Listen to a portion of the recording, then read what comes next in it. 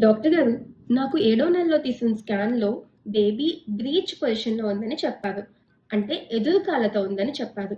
నాకు సిజేరియన్ అవుతుందేమో అని భయంగా ఉంటుంది. ఇది నా ఓపీడీలో నేను రొటీన్‌గా ఫేస్ చేసే క్వెషన్. ఏడో నెలలో ముగ్గురిలో ఒకళ్ళకి ఖచ్చితంగా బ్రీచ్ పొజిషన్ అనేది ఉంటుంది. కానీ తొమ్మిదో నెలలో ఒక 10 రోజులు దాటేటప్పటికి ఓన్లీ 100లో ఇద్దరికి మాత్రమే బ్రీచ్ పొజిషన్ ఉంటుంది. బేబీ ఎదురు కాళ్ళతో ఉన్నప్పటికీ మీకు 3 ఆప్షన్స్ ఉంటాయి. ఒకటి, మీ గైనకాలజిస్ట్‌తో డిస్కస్ చేసి పొజిషనల్ వేరియేషన్స్ ట్రై చేసి బ్రీచ్‌ని టర్న్ చేసే ప్రయత్నాలు చేయవచ్చు.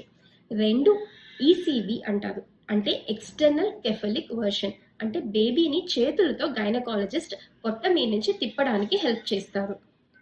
మూడవది వెజైనల్ బ్రీచ్ డెలివరీ. మీ గైనకాలజిస్ట్‌తో ఎదురు కాళ్ళతో నార్మల్ డెలివరీ సాధ్యమవుతుందా అనే విషయంలో డిస్కస్ చేసుకోండి. బ్రీచ్ నార్మల్‌గా కూడా డెలివరీ అయ్యే ఛాన్సెస్ ఉంటాయి. ఖచ్చితంగా సిజేరియనే చేయించుకోవాల్సిన అవసరం లేదు. ఈ 3 ఆప్షన్స్‌లో మీకు ఏది కంఫర్టబుల్‌గా ఉంటే అది మీ గైనకాలజిస్ట్‌తో డిస్కస్ చేయండి.